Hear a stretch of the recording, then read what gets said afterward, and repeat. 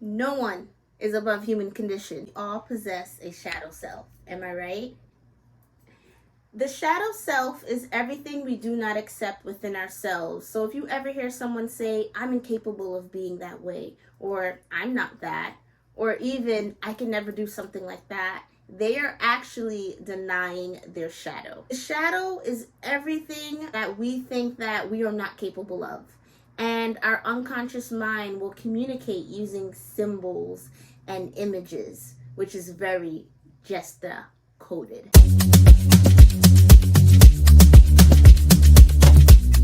Hello, my lotus flowers. What it do? Shontel Anestasia here, back with another video. So if you are new to the channel, welcome. And if you've been here a while, thank you for your support. I really appreciate you.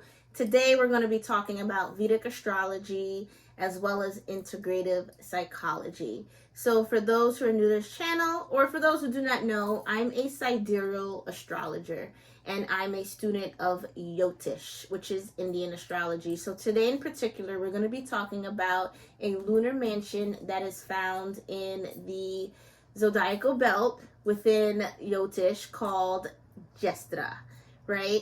And I'm also going to be intertwining it with integrative psychology. Just graduated my INLP program, and I am officially a practitioner of neuro-linguistic programming. And next, I'll be on the board with the Association of Integrative Psychology. So I'm super excited and ready to start intertwining my spiritual services, such as my mentorship and my spiritual therapy, as well as just my teachings with integrative psychology. So as you guys know, at the Urban Girl Mama Shop, our slogan is where science meets spirituality, and I'm all about that duality because I believe it goes hand in hand. It makes everything whole. It gives balance. So let's get into it. We're talking about Jyestra, and we're talking about the subconscious mind today, so you guys can really understand the essence of this nakshatra. Even though the full moon has passed, this will be evergreen content and something that you guys can always go back to understand the energy when the energy is around you, either in a person or if the moon is transiting Jyestra or anything else happening within this nakshatra. So here we go. So June 3rd, we had a full moon in Jyestha Nakshatra. And when that happens, there's a full moon in it. On a collective level, a lot of people are going to be addressing their shadow self, or it will be presented to them. Jyestra falls in the Scorpio constellation at about 16 degrees, 40 minutes Scorpio to 30 degrees, 0 minutes Scorpio. The name Jyestra means the eldest. And it's a very, very karmic point in the zodiac because it represents an individual's transformation from the material plane to the spiritual plane.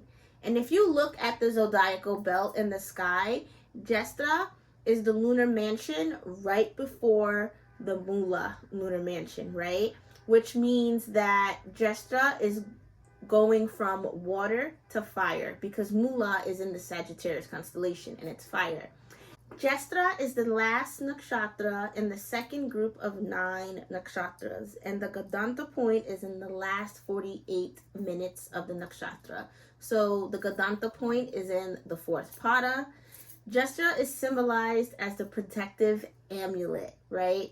And it awakens the power to conquer the subconscious mind and gives the power to rise to authority in our lives and embrace the responsibilities also that come with it.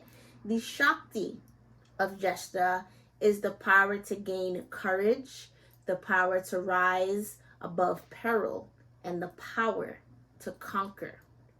So after this lunar eclipse that we had in Vishaka, I believe it was in April, right? That lunar eclipse really pushed us to take a path because at that point, we were all on a collective level at a fork or a crossroads, right? And now this full moon is helping us analyze our decisions on both a logical and an emotional level.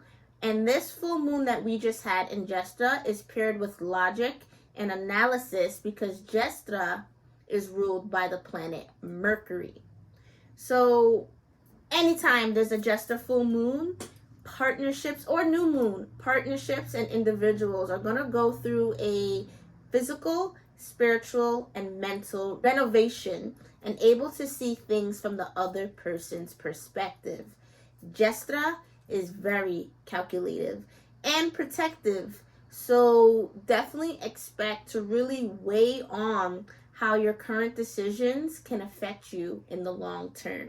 Are you guys still with me? Jyestha gives us an opportunity to integrate both our material needs and our spiritual needs, and you can definitely see it anytime there's a transit going on in Jyestha because it's all about symbology. So definitely during this time, don't hesitate to look at things from all angles to really decode the message. Look at your dreams. Look at any omens, anything happening around you, right? Jyestha is also related to leadership and to business, right? You'll see a lot of CEOs and CFOs, people on top of corporate America with prominent Jyestha in their charts.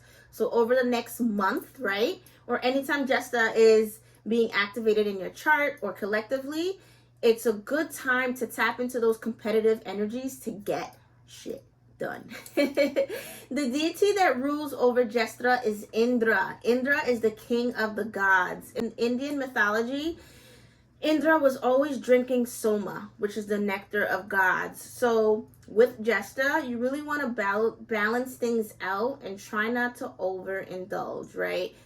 Because Jyestha is really connected with inebriation, right? Being very intoxicated. During this time, and just with Jyestha energy in general, it's really good to tap into your subconscious mind. Journaling any dreams, anything that is going on, put it down in paper because there is some type of symbology, and it's very good to partake in any type of spiritual work that helps declutter your mind and open up your subconscious mind. It'll be very beneficial to you, right? Because of this lunar eclipse in Vishaka, there's still a lot of residue left over. So right now, we shouldn't be seeking out for our enemies or other people hurting us. Our enemies is actually ourself in essence, because we can be ignorant to our own shadow self, right? So by tapping into your subconscious mind, you can help understand what your shadow is. So during this time, it's really good to transform vulnerability and emotional intensity into strong devotion within your spiritual growth. And once you find a faith or a person or just an ideal that you can trust, pour all that energy into that. I personally have my Mercury in the fourth pada of Jyestha, so I really love making my own money so that I can elevate. However, what Jyestha does, it makes me integrate both my spirituality and my material world, right? So that's why I wanted to go back to the classroom and tap into neuralistic programming so that I can then integrate it into my spiritual practices, right? And it's funny because I graduated, I think, only like a few days before the full moon, so the alignment was crazy.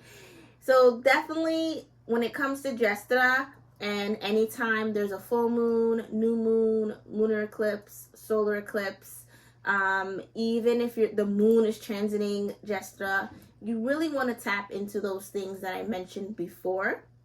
And it'll be very good to understand the god Indra, right? Because Indra, he is the god of gods.